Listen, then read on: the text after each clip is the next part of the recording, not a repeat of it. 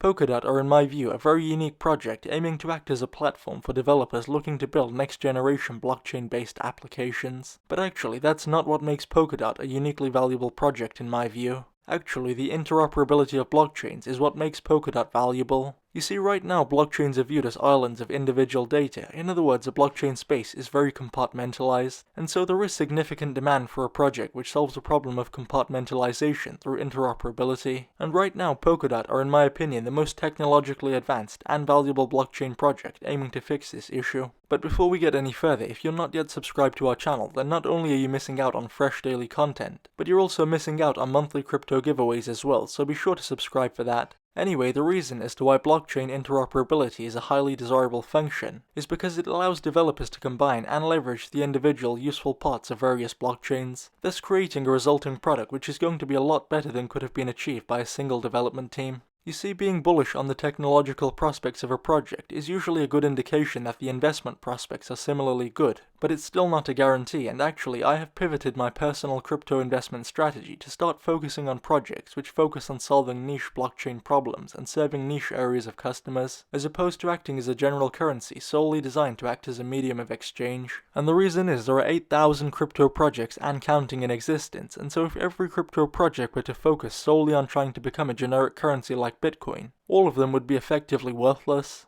Imagine that there are 10 restaurants operating in your local area and that all of them focused on the exact same style of food and that there was very little difference. What would happen very quickly is that the business owners would become locked into a mutual price war, and pretty soon nobody would be doing very well, because in the absence of product differentiation, the only way to compete is to lower prices, and being locked in a competitive price war has never done much good for anybody and probably never will. But consider if those same 10 restaurants all focused on a different style of food, and channel their focus into being better than all of the others in each of their particular specializations. Well, in this case, although the target market would shrink for each business, they would be the number one in that specific area, and so they'd likely do much better than if all restaurants provided exactly the same or very similar products. And so now I'm looking for crypto projects with economic characteristics which are more similar to technology companies rather than regular digital currencies. The guy who invented the modern internet as we know it today isn't actually a billionaire, and so the people who pioneer the technology aren't always the ones to capitalize on the technology in a big way. And the reason as to why Tim Berners-Lee, the primary inventor, isn't a billionaire, but at the same time we have companies like Amazon, Apple and Wayfair, is because usually there is no direct way to capitalize on the invention of a technology. But there is a lot of money to be made in utilizing the technology in question to change the way that an industry works.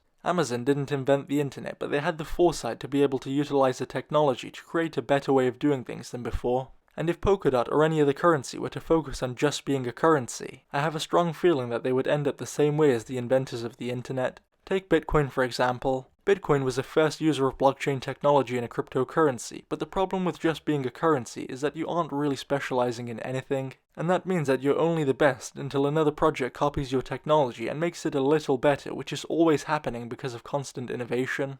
Polkadot specialize in a very focused niche area, namely providing opportunity for blockchain interoperability. And not only this, but they're also in my view the market leader and have experienced rapid adoption and have a significant technological advantage on the competition, which if they can maintain will allow them to stay ahead as the industry grows and inevitably experiences more competition. I've personally found that by studying past data in other markets, the best way to try and predict the big winners in any technology-based industry, niche or broad, is to figure out who the market leaders are while the industry is still small and then analyze their position to see how much of an advantage they have on the would-be competition. And if the gap is significant, then the market leader when the industry is small is likely to continue to be the market leader and grow as the industry grows. And in the case of Polkadot, they satisfy all of these criterion. They are very specialized and focused, the market leader in what they do, and have a sizable advantage on the competition in an industry which is growing rapidly, meaning that I believe that although it's not a guarantee, Polkadot are likely to remain the dominant player in their industry and grow as the blockchain industry grows mainstream over the coming decade.